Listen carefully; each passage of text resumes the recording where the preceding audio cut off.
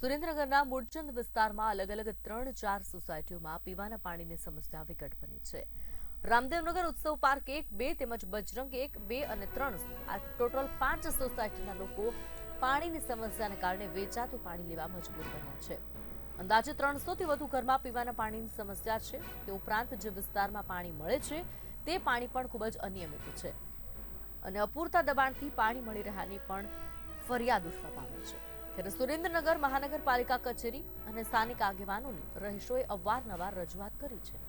છેલ્લા કેટલાક વર્ષોથી પીવાના પાણીની સમસ્યાને લઈ સ્થાનિક સોસાયટીના લોકો હેરાન પરેશાન થઈ રહ્યા છે। ત્યારે ભર ઉનાળે પાણીની સમસ્યાથી સ્થાનિક લોકોમાં આક્રોશની લાગણી પ્રસરી ગઈ છે। એમાં રહું છું, અમારે 2 મહિનાથી પાણી આવતું નથી અને પાણીના બંબા નખાવી છે અને અમારે ઘણી સમસ્યા છે। અહીંયા કચરાવાળા સાફ કરવાવાળા પણ આવતા નથી અને ગટરો પણ ઉભરાય છે। કેટલા ઘરો હશે અહીંયા? 300 ઘર। અને કેવા પ્રકારના લોકો અહીંયા રહે છે? બધી પણ રહે છે। એટલે ખાસ કરીને નાના મધ્યમ વર્ગના? હા, મધ્યમ વર્ગના જ રહે, મધ્યમ વર્ગ। મારું નામ મીનાબેન ઠાકોર છે અને અમારા લગભગ મકાન લીધે 3 વર્ષ છે, નવું મકાન લીધું, પણ અમારા એરિયામાં પાણી હમુદું એટલે હમુદું જ ન થાવતું અને ટાંકા ના ખાવા જઈએ તો 500 રૂપિયા ટાંકા ના લે, તો રોજ અમારે એવી રીતે પૈસા ક્યાં ભરી મૂક્યા હોય અને બધા મજૂરિયા માણસ જ છે। કોઈ કમાઈને તો રૂપિયા તો ભરી ના મેળ્યા હોય, દાડિયા જતા હોય ને પૈસા લાવતા હોય તો 500 રૂપિયાના ટાંકા ના ખાવાનું શું અમને મળે? તો એમાં કહેવાનો મતલબ એવો છે કે તમારા ટાંકા વેચવા માટે તમે પાણી નથી છોડતા, તમારા ટાંકાના હિસાબે તમે પાણી પૂરું નથી આપતા અમને। તમારો ટાઈમ ટેબલ ઘડીકમાં 2 વાગે છોડશે, ઘડીકમાં 3 વાગે છોડશે, ઘડીકમાં 6 વાગે છોડશે, તો હું આખી રાત ઉજાગરા રાખીને બેહી રહ્યા, હું આજ 2 વાગ્યાની ઉઠી પાણી ન થાય। બજરંગ 1, 2, 3 ઉત્સવ પાર્ક પાણીની છેલ્લા 3 વર્ષથી સમસ્યા છે। ઓછામાં ઓછી આ સોસાયટી વાળા 100 વખત જે એવા છે ત્યાં બધા એક જ લેખિતમાં આપ્યું, બધું આપ્યું છે, કોઈ સફાઈ કામદાર તો આવતું જ નથી। એક વાર આવે, આપણે કહીએ કે અત્યારે ઓલી મહાનગરપાલિકા થઈ એટલે એક વાર કીધું તો એક વાર આવ્યા હતા, પછી કોઈ છેલ્લા 3 મહિનામાં કોઈ દેખાયું નથી। અને પાણી, ગટર અને આ 2 મોટી સમસ્યા છે।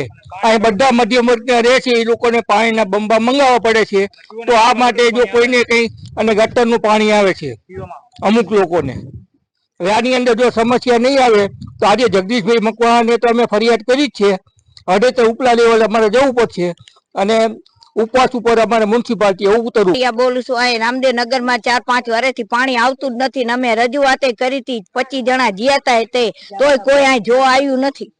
ત્યારથી અમે પાણી આવતું જ નથી, 4-5 વર્ષથી તો ઠારકું આવતું નથી, તો આ બધા બૈરા જ્યાં હતા તોય કોઈ જવાબ નથી દેતું અને ખોલવા વાળો વયો જાય છે। સાહેબો કોઈ સાંભળતું જ નથી। અમે આખે નગરપાલિકામાં 2 વખત જી આવ્યા, તો મજૂરી કરે કે માણા અહીંયા કણે પાણી હાટન જાય, પાણી વિના નાયા ધોયા વગર શું કરી?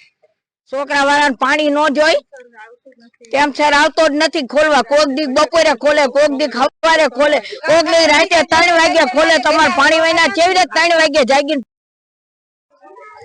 સુરેન્દ્રનગર શહેરી વિસ્તારમાં ઉનાળો શરૂ થતાની સાથે જ પાણીની સમસ્યાઓ સામે આવતી હોય છે। ત્યારે મૂળચંદ વિસ્તારમાં જ છેલ્લા ઘણા સમયથી અનિયમિત પાણીની સમસ્યાને લઈને રહીશોમાં એક આક્રોશ છે।